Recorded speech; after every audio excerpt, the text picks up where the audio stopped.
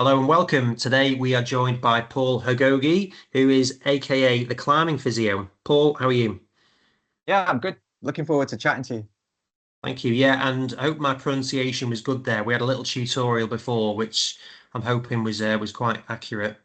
You nailed that. That's way better than most people. I mean, I've been working in clinics and for like 5 years, the receptionist never said it right. The patients are like, they can't say your name properly. I was like, I know, I'm just used to it by now.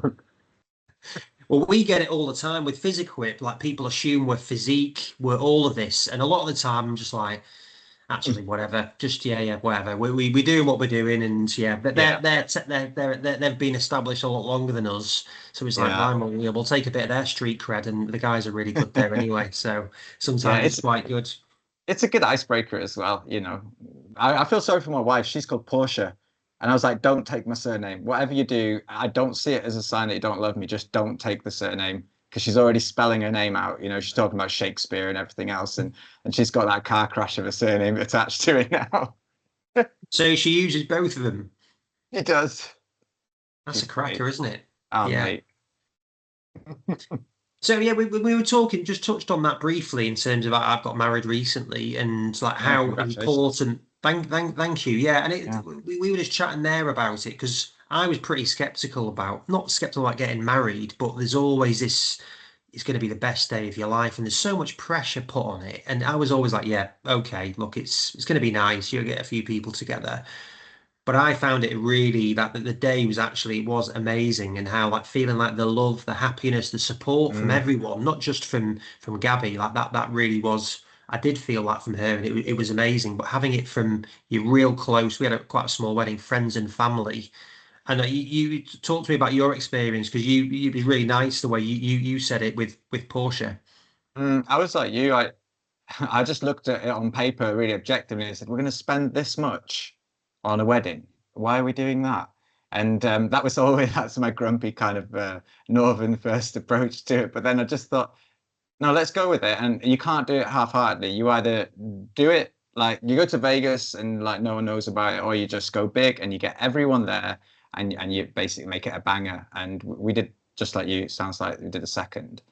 And I just remember sitting there when I was eating some food, which is like the one point of calm you get, isn't it, when everything's kind of going around. And I just looked around and thought, I'm never going to be in the same room with all these people again. And then I got even more overwhelmed, and I realized like this is that I'm committing my life to someone, and it's the only certainty I'm deciding in my mind from now till I die in my life. And what an amazing thing to commit your life to. Uh, yeah, it was overwhelming, and like you, I didn't think it would be as profound as it was. I was a little cynical about it all, and it just changed in that moment where I saw my friends and I realized what it is we've actually committed to. And it changed our relationship, although like nothing physically changed, but our perspective and mindset changed. And we kind of doubled down on the things we were good at as well, just because we say, right, we're going to do this for life. We might as well get really good at being together. And yeah, I didn't expect that. Yeah, no, yeah, it's good to hear it because even I mean, I'm mid 40s and getting married, it's quite late coming to it. But you're learning all the time with all of this stuff. You're learning about yourself and Mm, how you are with people. And even though I had no doubts, like, as soon as I met Gabby, I was like I was fully into it. But you're mm, still learning about each other and how you do it. And life is increasingly busy. We've been trying to do mm. this for probably years in terms of having a catch up on this stuff and having that person that is it is solid though. It almost without wanting to be tick boxy, it does help you box off a certain element of you've got that support, you've got that person that you've got there. So yeah, no, Yeah. like it's I'm a reformed person in terms of like the actual meaning behind it. Because there's two sides to it, isn't there? There's that moment where you realize that's the one window into your future that you've never had before, about knowing in like 20 years' time, in your mind's eye, that's what it's going to be like, going to be with that person. And then there's the trust that that person sat next to you also feels the same way, which is massive, you know. So yeah, no, I'm with you. But with the messaging, it was funny because I was actually searching through our messages, and we've been communicating through such big, significant moments in my career. That's how long it's taken to get this together. But we're both busy, so we've been messaging through Olympics, through me quitting a job, starting a new job, you going off on taking some breaks away from your job. So yeah, there's a lot of chapters in between our messages, which is says a lot about how our careers are kind of moving forwards, I suppose. Oh no, definitely, and I'm looking forward to digging into yours more now. Then, so you mentioned you're from the north. Whereabouts are you from? From North Wales, and when I was 18, I left and spent a good part of my adult life in Sheffield, and I qualified there. And then I couldn't find much work there, so I shot down to London, where my wife was doing a master's in speech and language therapy, and we did one degree together, and we both qualified as zoologists. I did some sort of side hustle on musculoskeletal anatomy, but then we both ended up being health professionals down south, which is quite the change. But here we are. So whereabouts in North Wales? Bangor. Bangor. I'm from Southport, you see, so I'm from a coastal town. So we would go to North Wales quite a lot. But North Wales is a stunning place, isn't it? It is. It's stunning, and it's still feels relatively untouched. There's a downside to that in terms of it's not developing, but there's a really, really good side to it as well. And you're 10 minutes from the sea or the mountains, you know what it's like. So it's still a lovely place to kind of call home. Mm. So like, what made you do zoology then? To be honest, mate, I just walked my way through my education. I did my GCSEs. I liked biology, so I did A levels. I did chemistry, geography, and biology, and I didn't know what else to do. And so I got my grades at A level to go to university and do zoology. And I think it was probably as much as no more than I like animals. I'm interested in biology, and I like anatomy as well. So I found a course where I could do a year of musculoskeletal anatomy and then visceral anatomy the second year, and I could study zoology at the same time. And I just did it because I didn't know what else to do. My backup plan was to be a retained fireman, and I was kind of making motions to do that as well. But my auntie convinced me to go to uni, and I could quit after a week, and I went there and I didn't quit. So that was kind of where it started. But I'm definitely keen, having two children, to kind of really ask them, what is it you want to do with your future? And if you don't know, that's fine. Don't rush, but don't sleepwalk your way through the system if you're not sure where you're going either. Like have your eyes open and think a little bit more about it. You know. Yeah, no, I mean, it's interesting that I can fully empathize and relate to it. It's like I did sports science, but I was so immature Mm, as a doing my A levels, wasn't taking it seriously, and then you kind of know that you can do stuff, but like I have no direction on it. And I talk about having a clear goal is so important with everything, and it's not always easy, is it, to do that? So like how would you help with that in terms of your kids? I think I'd actually take them to the thing that they say they want to do. So my eldest is 11. She wants to be a vet. So we went to the vets, and we sort of, gave her a little insight into what that looks like, the reality of it. Um, we talked about the reality of, looking after animals. It isn't all just, stroking cats. There's an intense side to it that requires a lot of study, and it's competitive and it's expensive. And, these things are things that, just to make her aware of them and get some physical experience of it. And I do that with people who ask me about physio as well. I say go on the wards, like have a look at what the reality of it, because you might find it's a little different to what you expect if you want to go the conventional route of the NHS rotations. Um, you know, Go and see what it's like when you're on the ground with it, not what it's like in your head, because they're often very different, aren't they? Yeah. Yeah, and then so for you then, so at what point did you start to think that that could be a profession that you wanted to go into? Physio. Hmm. Well, I was climbing at the time a lot. I was training 4 or 5 days a week, and I had like one foot in the door with the British team. So I was doing some competitions and things. This is the climbing team, um, and I injured my finger, and I didn't know what I'd done. I'd popped a pulley, basically, one of the annular pulleys in my finger. I went to see a physio in Sheffield. This was yeah, like a year before I actually enrolled. And she was so clear on what it was. She was like, it's the A2 pulley. You've got two options. You can splint it and let it regrow, or you can climb through it. And you've got to watch the tendon doesn't become sore as a secondary problem if you do decide to climb through it. And it was just so clear. and so helpful. And all the anxieties I had about what I'd done to the finger went away. And I just had this clear plan. And I thought that was really effective. And yeah, I think that that had a large bearing in my decision to go into it, really. I just thought that person knew what they were doing. They were confident. They saw me. They listened, and they put my mind at ease. And I left with a plan that I believed in, and that set a really good tone for me. I was really impressed with it. And so yeah, that probably has had more influence in me than I realized. I definitely try and carry that approach through now. So you'd already been doing your anatomy at that point, though. You'd already been looking into that stuff. So did you have any? You must have had some inkling, I guess, that that was was it an option? Mm, I didn't know physio was an option at that point. No, when I was doing, it was a strange course, if I'm being honest. Like I would go into dissection rooms with the medics, and we would literally from scratch, so like a perfect cadaver, start reflecting and getting into it. And then literally an hour later, I was learning about cuckoos. So I didn't really have a structured like plan towards physio at that point at all. I was just like, this is a strange course, but I'm doing it because I don't know what else to do. Yeah, no, I mean that does sound quite random, actually. That Mate, it is. was really tenuous kind of like modules, but very interesting.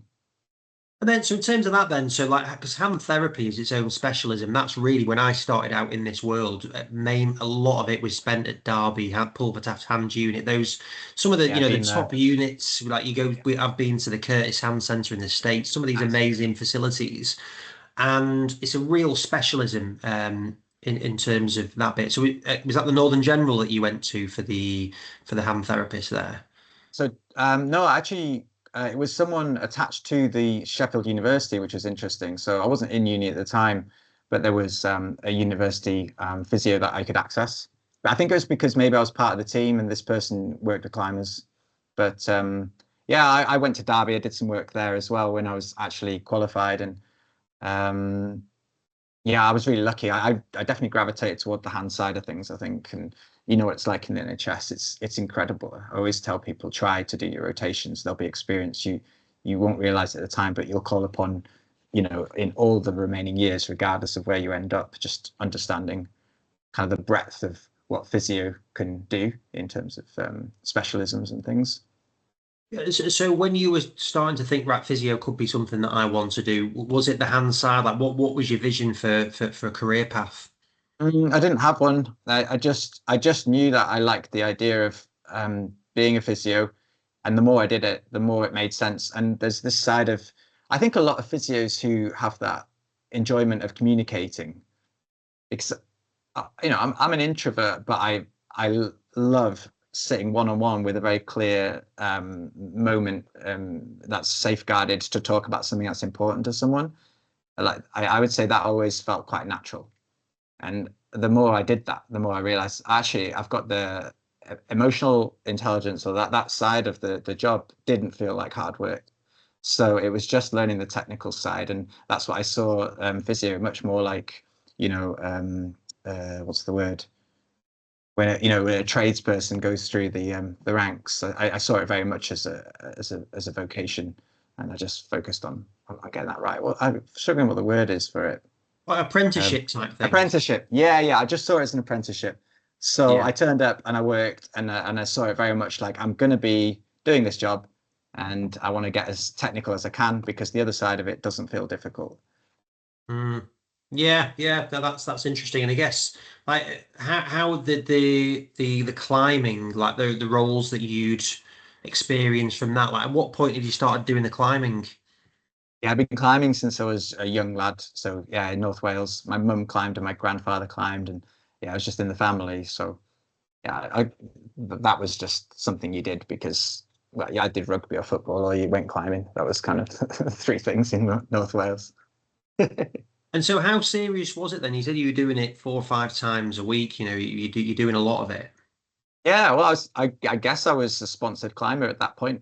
I was full time. So yeah, I would train once or twice a day, and yeah, I would go out trying to climb new first ascents. So I'd travel around Europe and try and find things that were unclimbed and climb them.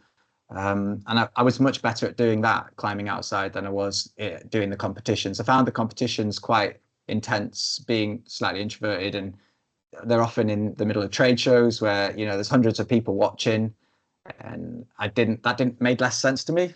I much preferred just being out in the mountains or with a couple of friends. So yeah, that was my climbing. That's what it looked like, and yeah, it's been amazing where it's got me. Yeah, we'll come into like the progression of where climbing's gone because that's really fascinating as from Mm. an Olympic sport perspective. But in terms of Sheffield, so there is because I've been to there's like a central hub, isn't it? Where is it, Barnsley or somewhere around there that there's like a sort of climbing wall? Because me and my mate from America, who's physio as well, we went over there and we sort of had a chat with some of the guys. Oh, there's a few spaces that are used by the British team. There was one spot that's disbanded in the centre of Sheffield, but there are more places cropping up that are privately funded because there's not a great deal of funding in the actual main team right now. So you're getting people putting things, private facilities together because we've got brilliant climbers, world-class climbers. We're, top five on world stage regularly, and Toby won a gold in the Olympics, and we've had other guys, knocking at the door of podium and doing all that relatively underfunded. So there's things that are changing, and we're seeing lots of like hubs being set up. There's no central hub really per se at the moment. And then also, I'm in Didsbury, and I think the mountaineering hub is literally based on there. Is that, are you familiar with that? Yeah, the mountaineering's always kind of worked alongside the climbing side of things, but I'm familiar with that group of people. I work with mountaineers, but in terms of my day to day, it's much more on the kind of fiddly performance side of the hand and the upper limb. Some lower limb now is climbers are falling off a lot more about because of the way they're setting competition blocks. Maybe you want to get into that, but now most of my time spent with climbers who have really specific problems right now. Sport climbing, bouldering, less the mountaineering side of things. Yeah, they've got an amazing. It's based on like the coolest road in Didsbury. It doesn't really, I don't really understand it, but it was. I thought it was quite relevant when I was there. So, like for you then, so for when you were starting out, then, so you decided right, physio is something that you want to go into. How did you progress from there? But I just looked at what was available. I actually was going to do a PG CE or physio at that point. I didn't know which one to do, and physio came up first, and I just put Sheffield Hallam as my first choice, and I managed to get an unconditional offer. Um, it was funny. I remember at the time I'd been out of education for a little bit, and my wife said, "Look, wear a suit, go smart." And I went there, and it was funny because I was 20. Well, how old was I at the time? 20, 24, and it was full of it was full of 18-year-olds, 19-year-olds, and then some older people. But the 18-year-olds were being prepped by their parents. They were going through interview questions, and I was literally going to turn up in jeans and a t-shirt. That's how out of touch I was with the level of competition to be a physio at that point in time, and also generally presenting yourself. But luckily I got it, and maybe the suit was part of that. So, like, what sort of stuff is it? I'm always intrigued by that interview process because, as you said for it, is you were looking at this as, look, I'm a people person first, Yeah. and the technical stuff comes next. So, part of that process, like, what sort of stuff were they asking you? Yeah, that's a good question. I think it was actually the people person side of things that the got me the place because they were talking about, they said, talk to your neighbor about yourself, and then you're going to relay that information over. And there were two options there. You could either start really trying to impress the people who are selecting us by telling that other person all the good things you've done, or you could listen properly to what that person's saying and actually relay really accurately everything that person's said about themselves. So I chose to listen really well to what the person next to me was saying. And I told them about my life, but I didn't try and put the bells and whistles and make it impressive. And I could tell the guy was watching me when I was talking about the guy next to me. And I remembered everything about him because I was interested at the time as well. And I could see him write something down as I was going. In my mind, I thought, he's just put me down to qualify there. I could just see that moment in time. And I think it was because he could see I listened well and I could clearly communicate that back to someone else, you know? Yeah. Yeah, no, it's just really interesting on that because it's quite it's a basic thing that probably most people like to talk, don't they? Really, like as a standard thing is that they like to Mm, talk, and you're positioning yourself as that. But it's just even from a basic human thing, being able to actually listen, it actually puts you above so many people. So, yeah. like, is that something that you? So you said you were naturally like that, or like is Mm. that something that you knew you should be doing? Like, what was the balance of that? Think just lucky, good parents. They're kind of really good communicators.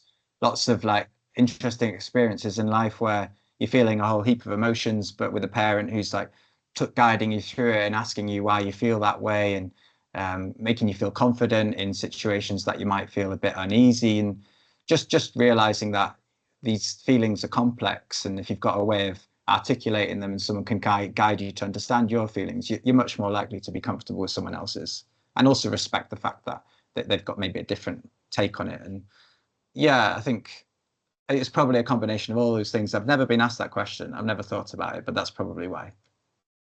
Yeah. Did you ever get any feedback as to, or ask for any feedback as to why you did get on from any of the tutors? Yeah, I asked the guy, he said it was because you basically you did what we were looking for, which was to listen to that person and not use it as an opportunity to basically yeah, try and impress someone with what you've Yeah. done. I think if I was really, really trying to get all the things I've done out, that I would miss all the kind of opportunities to listen to what they've done. Yeah, that's really it's actually good to hear that though that they're actually really focusing on that bit rather than anything else. Because like you say, they're Mm, there to help with the technical piece of it as well, aren't they, in terms of mm, the clinical learnings on it as well. And so yeah, how did you find the course in general in terms of just from your learnings on it? I found it was interesting. The first year going through the anatomy and the electrotherapy, it's a little bit dry maybe, but I could see why we did it like that. Once we got out into placement, I did a lot better. I was just wanting to know what am I doing? Like we said, an apprenticeship mindset of with going through it and learning the trade, because it does feel like a trade to me. And yeah, once I got through to second year, I did quite well. I never did very well in my essays. Like I would score like middle of the road, but with my placements, I always did really well. And I always felt like that was a better. I was always happy with that because I kind of thought, well, that's doing the thing, isn't it? And that's if I know I'm doing well on placement, there's a good chance I'll be all right when it gets to actually doing the job. And how helpful was it? I know the collegiate campus really well. Well, you would have spent a lot of your time. It's like a beautiful, beautiful place there. And like, how helpful were they in terms of guiding you for where you were going to go or giving you different opportunities? What were the options? That's a good question. I don't. Do you know what?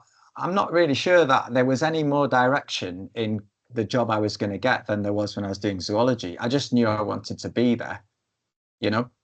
And I think doing the NHS rotations really gave me a window into the fact I wanted to do more of that and not kind of put all my eggs in one basket too early. I'm glad I did that now because if someone comes into clinic and they've got a history of falls or they've had a stroke or they've got polypharmacy going on and all these things that are really hard to get the experience for if you go straight into private practice. I feel confident about it and I still remember it all. And, I feel very lucky that I had all that experience before I went into private practice. I just wondered with you, we've had a few people on, the people that I tend to get on here, they've gone on to do really interesting and advanced things in the industry. And quite a few of them have said that they either struggled in terms of their academic piece or they were coming at this from a more mature student perspective. They'd done something else Mm, prior to it. And it's like, how helpful was it that you'd done another degree? You were going in at 24, not 18. Like you're a different person, aren't you? yeah, definitely. I think there's a few things to that, isn't there? I think as you get a bit older, you don't take yourself quite so seriously. I know 24 is not that old compared to 18, but in terms of it's very formative years, aren't they? Between 18 and 30, I'd say. And I mean, there was the whole financial thing. I couldn't afford to get this one wrong as well. So there was you making it count, and I did make that one count. Um, and sometimes I do think that you need you don't need, but a little bit of life experience definitely helps you convey or get through difficult conversations, you know? Mm. Well, so you'd gone back to uni. What had Portia gone on to do? She did speech and language therapy, so she did a master's and she's still doing that now, you know, the job. She works in a traumatic brain injury unit. Right. So you would Mm. you both went back to study at the same time. Yeah, that's right. Yeah, yeah. We both turned up in Bournemouth University, literally had interviews within half an hour of each other. We left, came back, and I was like, I don't think I got that job. And she went, they've offered me the job. I was like, ah, crap. So it was all right though. A month later, I got a job in the NHS, and I got some private work as well. So it worked out quite well in the end. Mm. Yeah. So how did in terms of that move then? So is that when you moved to the South Coast? Yeah, that was 2010, 2011. Yeah. And at that point then, so were you thinking that the NHS is that's going to be your profession, or like what were you thinking? Yeah, it was. You know, I was doing MSK and I was enjoying it, but I realized actually moving out of London, you know, Agenda for Change had sort of kicked in, and where I'd come from, there were band 8As, 8Bs, even there was even a 9, which is quite unheard of these days, I think, on the floor. Do you know what I mean? Still being clinical. And then when I came down to Dorchester, band 7 was kind of the ceiling, and the guy doing that job was at least 10, 15 years away from retiring. So I was thinking, well, where do I go from here? You know, how can I progress? And my interest was always in clinical skills and being really effective. And so I realized there were opportunities outside of the NHS to upskill, and I took the decision to kind of lean into that side of things, you know. Mm. In terms of just even moving, like you've gone from Sheffield, very different place to the South Coast. Mm. So, how did you find that? Yeah, you know what? It was all right. It felt like going back in time coming back here. It felt like going back to the 50s in some ways. Um, Still felt quite old school. People were like pretty appreciative of their health and invested. I think there's a lot of ambitious people down here, and in some ways it makes the job a little easier because they come in and they're really motivated to try hard, and I think that helps with private practice when people are really invested and they've got quite lofty goals. You know, you get people in their 80s trying to climb Kilimanjaro, and you're going swimming in the sea every single day, and if they can't do that, then you know that they're not happy, so they'll do whatever they need to get back up and running. So yeah, there's a good breadth of motivated people here, and actually quite a lot of good athletes as well. You know, with the Olympics coming in with sailing and everything. So yeah, there's enough here to definitely keep me interested. And I guess at that point I was really invested in the job. So maybe I didn't notice all the things that this place didn't have that Sheffield does, because I'm just all in for the job and enjoying it.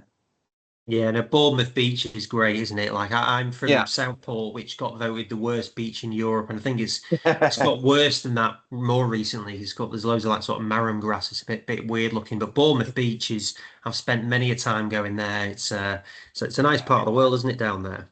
It's really nice. I don't know how they managed to keep that thing looking like it does. You see what it's like in the summer, you can't see the sand.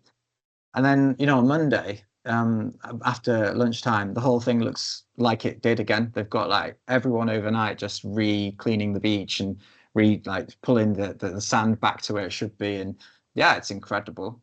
Don't get there enough, really, but a bit too busy at the moment. But yeah, it's nice to have it. Yeah, on your doorstep. It's a great spot. So, like, you Yeah. mentioned in terms of like being so invested in that job. Like, what was it about it that made you so passionate and up for it?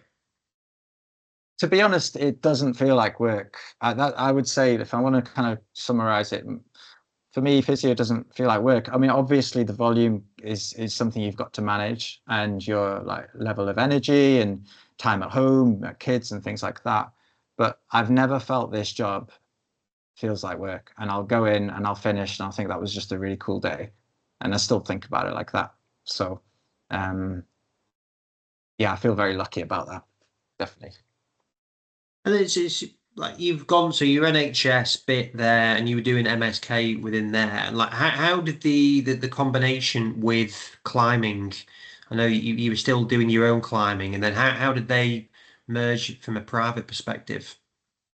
Well, I got asked to work with a girl called Shauna Coxey, who's at the time like Britain's best climber, and she, was winning World Cups left, right, and centre.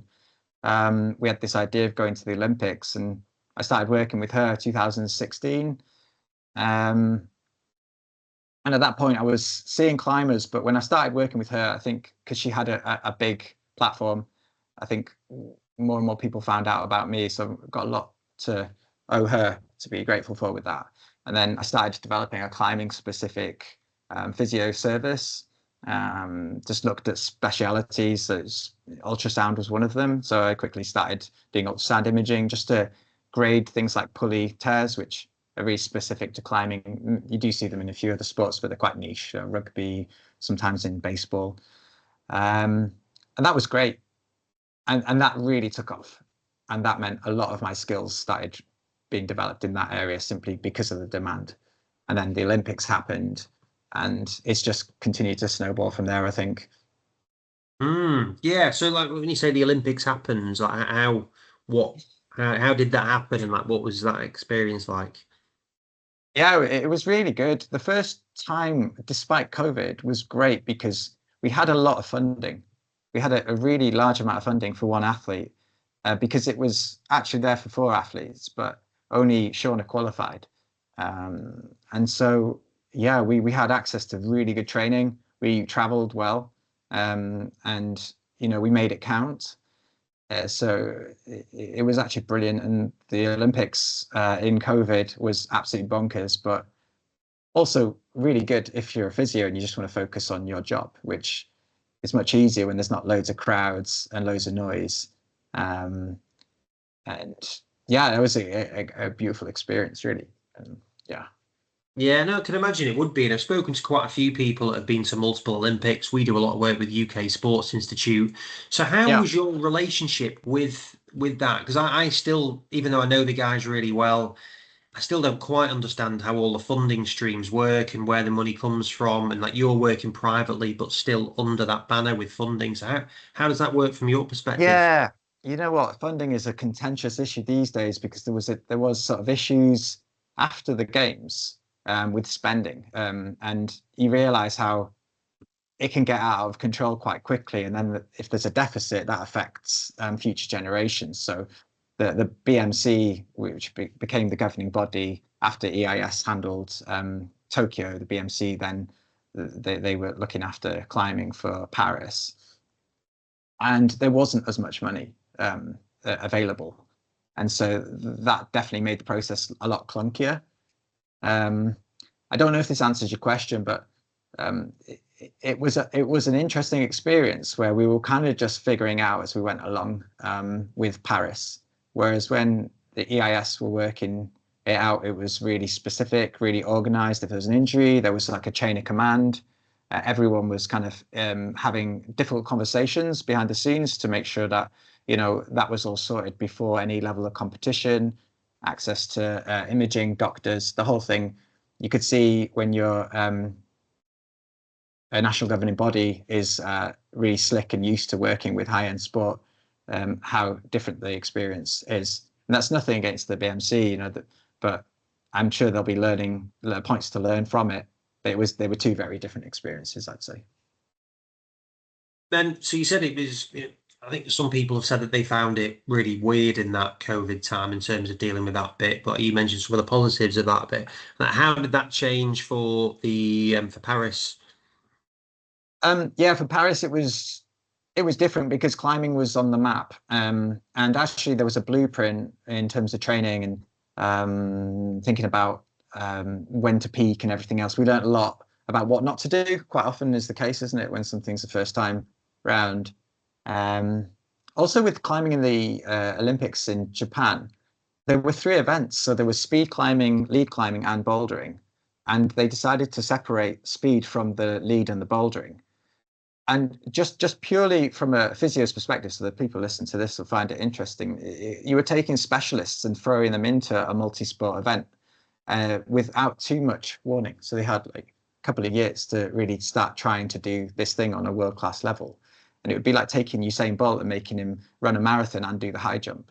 You know, it's not trained for that. And things like the plyometric side of speed climbing, if you're a lead climber and you're inherently slow twitch, quite light for frames, you don't have much power, then there's obvious challenges for your tendons to try and develop that strength really quickly.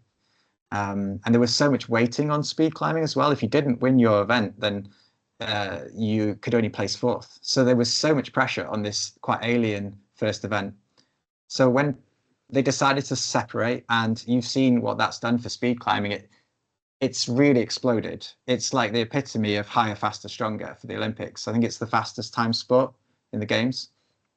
The time's now like 4 point something seconds to scale 50 foot plus, you know, so they're going over 10 foot a second. So that's something I don't have anything to do with now because we don't have a speed specialist. So the training was a lot easier and more traditional in a lot of ways because they were just doing bouldering and lead climbing, which is much easier to prepare for. Yeah, I mean that speed thing, that is absolutely mental to watch, isn't It it? is.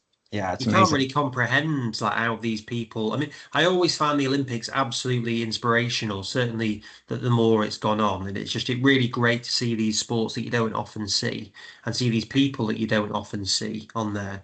But Mm. it was really very high profile the climbing. So how was that to be a part of that? Yeah, it's brilliant. I don't know about you because you've worked in elite sport, you've done professional sport, and you've worked in elite sport. So you know there's a difference in mindset to being in front of the lights, to being behind the scenes.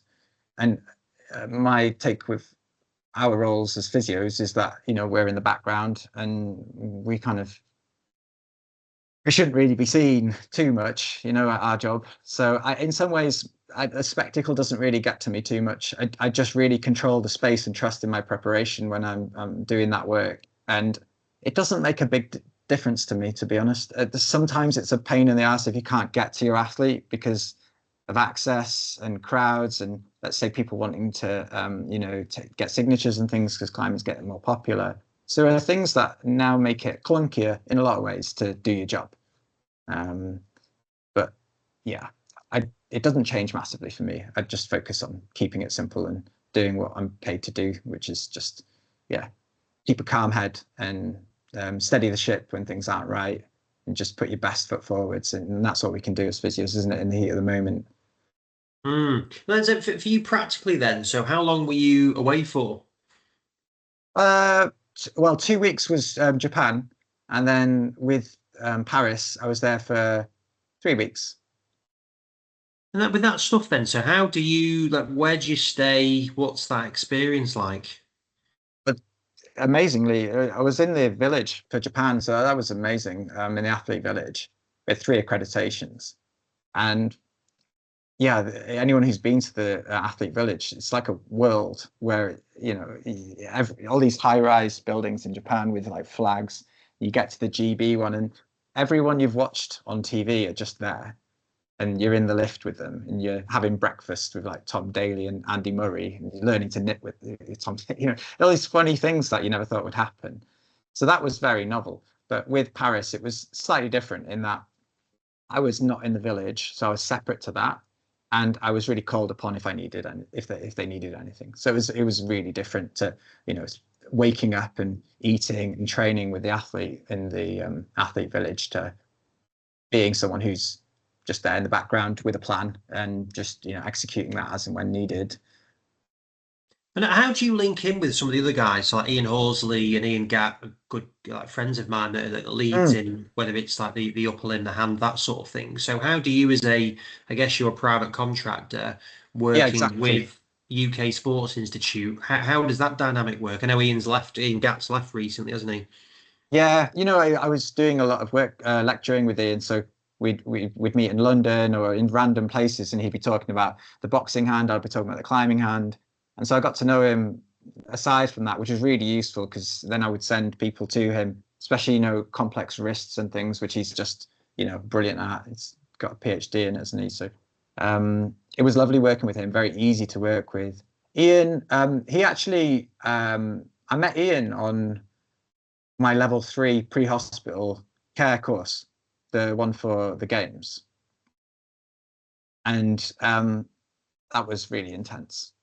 I don't know, you probably have done that a few times, the 3-day course down in Twickenham. Right, yeah, yeah. Well, yeah, no, I've not done that. You've done something similar for FIFA with FIFA though. I imagine that's sort of level 3 Yeah, well, I pre-hospital mean, care. in terms of like the for the which particular course was it then? It was the one where they do the, thoracocentesis, if you've got like a pneumothorax and talking about airways, but, actually going in and putting airways in and all the kind of critical care stuff that actually as a physio, we probably don't have to do, but we get taught all about it and have to show an understanding for it. And I just remember that feeling really, really heavy, to be honest. And that was the Yeah, side of working with the EAS that I didn't enjoy, the level 3 side of that first aid. But when I was out there and the cameras were rolling and you're there literally on the mats watching someone, because bouldering was suddenly then the most threatening issue event because there was no ropes and it was really gymnastic, and you suddenly realized that they could spin around and land on their head, and I would know what to do if that happened. But I really didn't enjoy that side of it all. It was really, really intense. But I was really glad I did the training. yeah. And then in terms of like, how would you mentioned in terms of the imaging again, like you've kind of put yourselves in good locations for like say Ian and Ian, both Yorkshire people, so you've been up there for Mm. that bit. But then Bournemouth is one of the epicenters in the UK, certainly for imaging. Were you doing Mm. do you do training at the ACC as it was then? Yeah, exactly. Yeah, I did that. Did like a short course. Then we did some more MSK type work with that, and then I started training people with it. So I went back to the course and taught on it on the master's course. Like you say, they've got great equipment, really good sonographers there. And we would do these masterclass weekends where people come and we do 2 days, and you get as many scans as you can. Yeah, really cool experience, and ultrasound's definitely been a great thing to add to my toolbox. I trained 3 sonographers up in the clinic I was in, and you could just see how it challenged their clinical reasoning.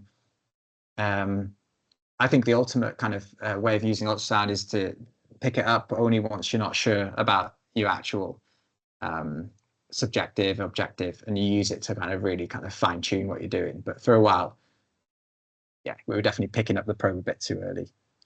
But yeah, it's a skill that it still continues to challenge my reasoning, my clinical reasoning. And also, I think we'll see used more and more in climbing specific injuries because as the machines get better, you can see really small details that really matter with specific injuries. So yeah, it's a cool thing to challenge your reasoning, and be glad I did it. And then, yeah, in terms of that, I did a pod with Dave Baker from the ultrasound site recently, Yeah, and I've been on their podcast. Yeah. well, I loved speaking to Dave, like so passionate and driven, and he loves his ultrasound, which is great, and he genuinely wants to help people with that education. Like, where do you see the importance of ultrasound within the future of physio?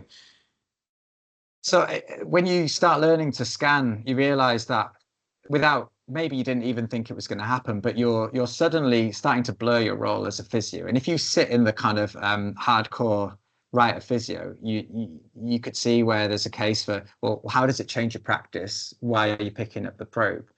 But actually, the better you get at scanning, and the more you realize that you're moving towards an ESP role by virtue of the fact that you can see hyperemia and pick up inflammatory type issues with imaging and pick up fractures and instabilities, they suddenly force you to think, well, I don't know what I'm going to do with that. And then you bring in a team around you. So you connect with the rheumatologist, you connect with orthopods who will go in and look at the problem based on your scan. So they'll literally go in with an arthroscopy based on your images. And then it really elevates that level of clinical reasoning, responsibility to actually use the scan properly. But for me, that's all it's done. It's been brilliant, and I found a home for it. And I don't pick it up if it doesn't change practice. I think, well, what would it inform? How would it inform this session? It wouldn't. I would just load that thing anyway. But when things don't make sense, and you're not sure if it's a cyst or full thickness tear of your scaphoulnar ligament or a fracture of the scaphoid, that's where you pick it up and you start moving away from a typical physio of just, low tolerance and stretch it, strengthen it type approach. Yeah, So, and for you then, so like you talked about your changes in the way that you work and your business. How what do you see the future of the way that you work in your vocation? I don't think it would change from the thing that guy noticed in me when I was doing the interview. I think you just like double down on your subjective, like listen really well, let the person in front of you feel heard, set meaningful goals, try to avoid talking about pain as the sort of central currency of someone's motivation. It's very unmotivating to be in pain, to talk about pain, but it's motivating to think about what you do if we were in less pain. Um, and I don't think it'll change too far from like good old nuts and bolts subjective, like solid communication, wanting to be in the room, and then being a detective rather than like a firefighter. I do say that. So don't be led by the pain. Always think why, not what, with something. So like what hurts. I did this when I was doing a lot of clinical educator work.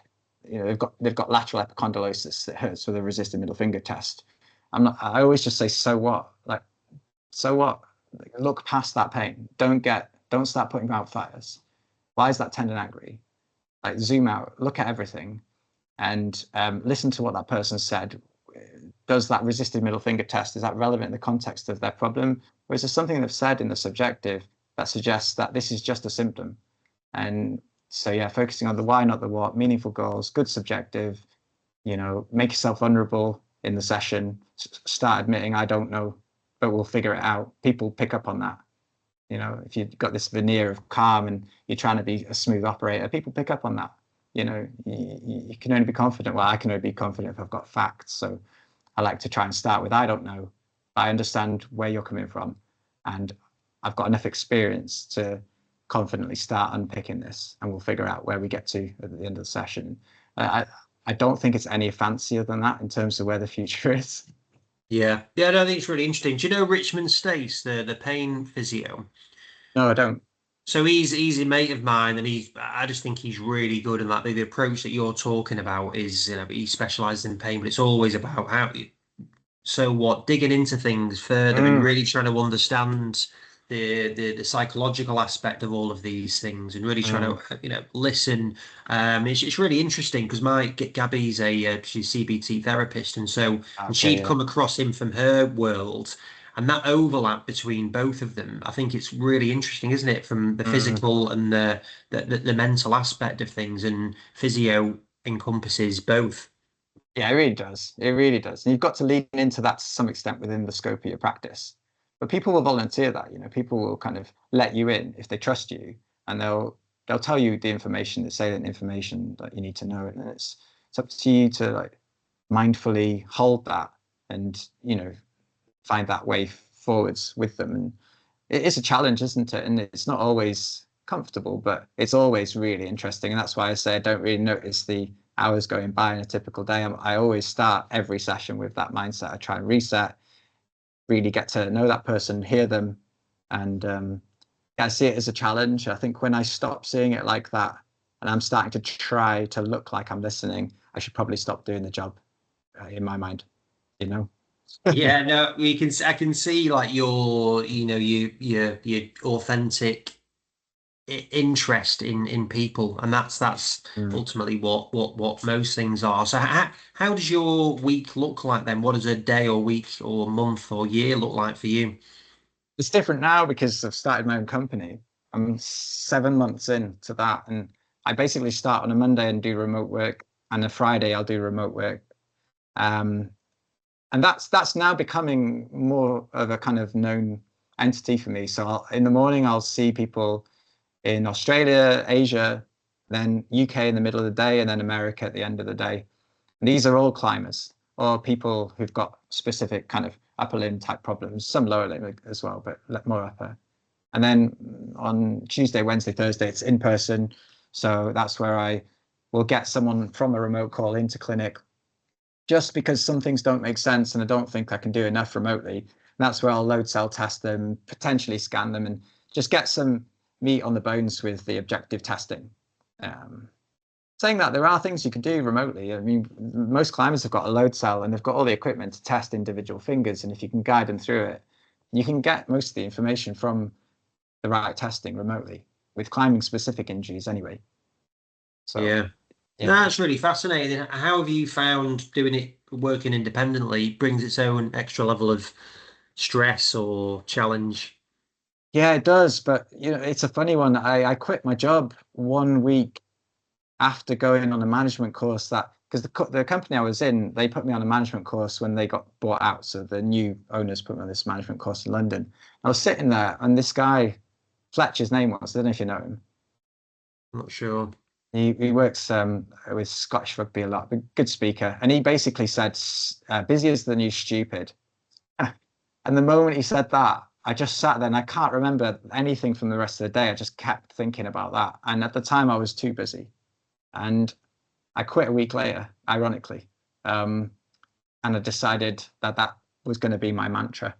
Busy is the new stupid. I need a system that makes my life simpler. I see fewer people, so that's what I'm really trying to focus on. I see 7 or 8 people a day max right now. And the system's very automated, so people book in. I've got no receptionist. The platform I put time into for that. So the cash flow is kind of just takes care of itself. And yeah, I just switch my computer on Monday or Friday, or I turn up in clinic and I've got everything in front of me. I spend more time than I need to with people. So I book an hour off for every patient. And I've got space to breathe and we've got space to talk either side of it, or I've got space to do my notes. And yeah, it's great if I'm being honest. I know I'm only 7 months in, but I can't believe how well it's going so far. Touch wood, No, that's great. Look, I'm gonna steal that one. Busy is the new stupid, yeah, because Ah, it's so true. it's still it is, and we internally ban the word busy because it's just like, well, what does that mean? Yeah. It's like it's a nothing word, is it really, in terms of that bit? But it's not a good thing. It's definitely not good for it. And yeah, there's a lot to be said for getting things set up. Like we're trying to grow and build a company, but sometimes it's like this would be a lot easier if it was just me doing this, and you get your processes in place, you get everything Yeah. set up. And it's Yeah, just yeah, yeah. about it's whatever works for that's conducive for you enjoying yourself and meeting your financial needs and your goals, but also getting that again, balance is another word that's thrown around a lot, and it's whatever balance is for you, isn't it? Yeah, it's easy. It's only easy to know you've not got balance when you haven't got it. Because when you've got it, you're just doing the thing, aren't you? And it can quickly change the moment you start thinking, "Oh, I've got this sorted." That's normally where things go wrong. But I just knew that it was too much, and I couldn't keep going with it. And it was, in some ways, it was easy to quit. But then you've got to think, well, what does my future? What do I want it to look like? And that's quite hard because I don't know about you. I would say you've got an entrepreneurial side to you that's sort of led you to create this infrastructure around you. But a lot of clinicians don't have that. We're not natural salesmen or salespeople. We love the job, we're passionate about it, but it's a huge leap to creating a platform that allows people to access you, to see you for who you are, and think, well, I want to work with that person. That's a whole side of things that, as physios, we don't often get trained on. I listened to one of your previous podcasts, and one of your guys who's really good, he said, what was it he was talking about?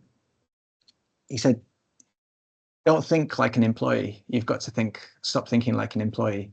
And that's really hard to do if you're just an employee. And there's nothing wrong with being an employee and you loving that part of your job.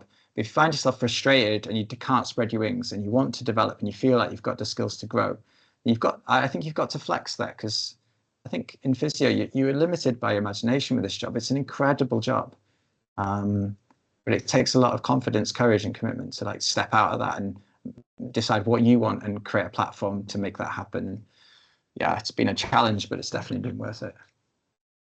Yeah, I think there's a couple of things you said there. So when I reflect on my journey, like when I was employed, I don't think I work that much differently now than what I did then. I was fully invested then. I'd be going and seeing clients. Like I'd be going and hanging out with them, taking them on a weekend and doing things because I loved it. I felt what a privilege that this is. And all right, yeah, I'm getting expenses to go and do this, but it still was giving up a lot of time. And you can either say, "Oh, what a pain in the arse," or you're like, "Well, what an opportunity this is." And Mm, you mentioned feeling lucky that you are the way you are, and I feel lucky that I want to do those things. I'm interested in people. I like doing mm, things. I like challenge.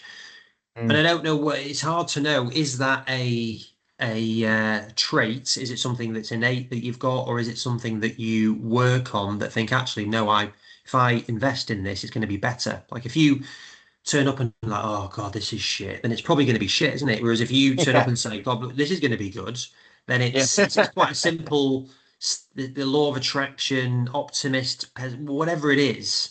Mm, And I that to me then goes into the next point about sales is I remember being told when I was young, said, well, yeah, you're not a natural salesman. And I'm like, yeah, you're right, I'm not. And mm, whatever that is. But he was a very gregarious, he was a neighbor of ours.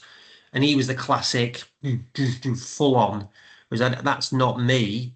But like mm, you, the way that you ask questions, really, that's what I see as being sales, as being curious and trying to understand what mm. that person needs and then Yeah. hopefully you've got something that you can help them with. Yeah, yeah, you know you're doing all right when you've done a session and someone says, "When can I come back?" before you've got out your chair. You know, that's when you know that you've connected with that person, they're invested, and they want to see this thing through with you. That doesn't always happen, obviously, does it? But I do feel like there should always be doing the thing that got you to the dance, the thing that's led them to come and see you first. And the sales thing, I do feel it just takes care of itself. And for being honest, I don't have any sort of KPIs or initial to follow up ratios. I don't look at any of that. I don't concern myself with that. I just concern myself with being as helpful as possible to that person and enjoying it and listening well. And I honestly, mate, I don't think it's that much more complicated than that for me. You know? Yeah, no, well, but I think that's the same in my stuff is just so I've got my 5 C's of healthcare, which is going in my book of sales in that space, and it's curiosity, it's conviction. So do you believe in what you're offering? You know what you're talking about. There's Yeah. care. So you obviously you're caring about the people that you've got.